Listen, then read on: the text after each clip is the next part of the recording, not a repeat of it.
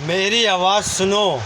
मैं जब तलक ज़िंदा हूँ और जब तलक ज़िंदा रहूँगा कहता रहूँगा, ईश्वर एक है, दूजा कोई भी स्वामी नहीं है। धरती आकाश को बनाने वाला है, जिसने धरती आकाश को 6 दिन के अंदर उत्पन्न किया, यानी कि बनाया।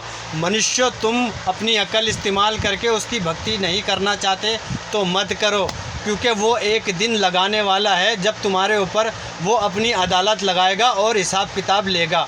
तो सुन लो, उसने जहन्नुम भी बना रखी है और जन्नत भी बना रखी है। लोगों, जो चीज़ दिखाई नहीं देती इसका मतलब ये नहीं है उसका कोई वजूद नहीं है।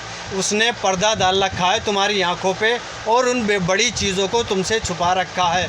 तुम इतने बड़े नहीं हो, उसकी बड़ी बड़ी चीज़ों को, उसकी बड़ी बड़ी कुदरत की निशानियों को तुम देख लो। और सुनो मेरी एक बात, तुम इतने ज़बरदस्त इंसान हो, तुम्हें अल्लाह पाक ने बेहतरीन सांचे में डाल के पैदा किया है, लेकिन तुम उसी के साथ जंग करने में तुले हुए हो, उसी से दुश्मनी कर रहे हो, उसी के बंदों को सता रहे हो, उसी के साथ तुम शिरक कर रहे हो और उसी के ख़िलाफ़ तुमने ऐलाने जंग के मोर्चे खोल रखे हैं और जगह जगह तुमने धर्म के कारखाने खोल रखे हैं। तो सुन लो मेरी एक बात,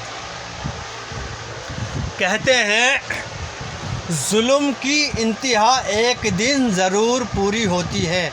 इस ज़मीन पे जितने भी गरीब लोग हैं, जितने भी मजबूर लोग हैं और जितने भी बेसहारा लोग हैं, उनका सब्र और उनकी हाय ईश्वर के अर्श से जाकर टकराती है और वो कभी खाली नहीं जाती। लोगों, तो तुम ये सोचते हो कि लोगों को हम बेवकूफ़ बना दें, इनकी दौलत लूट लें और 1 नंबर भगवान को छोड़ के 2 नंबर रोंग भगवान के पीछे लगा दें। तो सुनो, एक तदबीर तुम करते हो, एक चाल तुम चलते हो, तुम्हारी तदबीर भी झूठी, तुम्हारी चाल भी झूठी।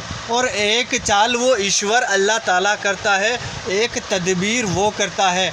उसकी तदबीर बड़ी मजबूत है और उसकी चाल का कोई भी तोड़ नहीं है। लोगों को तुम सही सही नहीं बताते कि ईश्वर कौन है। लोगों को तुम कब्रों के आगे झुकाते हो और मूर्तियों के आगे झुकाते हो और पेड़ों के आगे झुकाते हो और झूठी वाणी का ज्ञान फैलाते हो। तो सुन लो, ना तो मनुष्य किसी मूर्ति के आगे झुकने के लिए पैदा हुआ है, ना मनुष्य सूरज को प्रणाम करने के लिए पैदा हुआ है। मनुष्य सिर्फ़ इसलिए पैदा हुआ है, जिसने इन सारी चीज़ों को बनाया उसकी भक्ति करने के लिए पैदा हुआ है। और सुनो, अगर तुम इनकार करते हो तो वो दिन आने वाला है जो टलने वाला नहीं, घटने वाला नहीं, पूरे 50,000 साल का दिन है जो भागने वाला नहीं।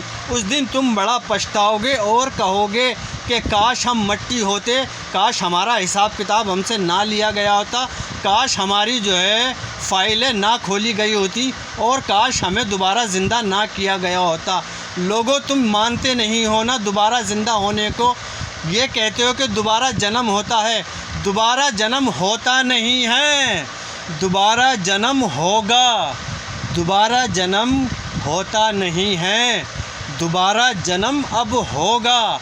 धरती का भी, मनुष्यों का भी, आसमान का भी, सूरज का भी, चाँद का भी, हर चीज़ का अब दोबारा जन्म होगा। और फाइल जो लिखी गई है ना, जिस कलम से लिखी गई है वो कलम भी मौजूद होगा और वो फाइल भी मौजूद होगी।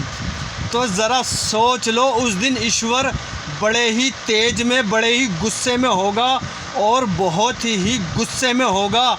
उस दिन तुम्हें उसके कहर का सामना करना पड़ेगा और तुम तबाह और बर्बाद हो जाओगे। जहन्नुम का निवाला तुम बना दिए जाओगे। सच्चे ईश्वर की भक्ति नहीं बता रहे, जिसने धरती आकाश को पैदा किया वो है ईश्वर, वो है ईश्वर। ना मूर्तियों के आगे झुको, ना कब्रों के आगे झुको।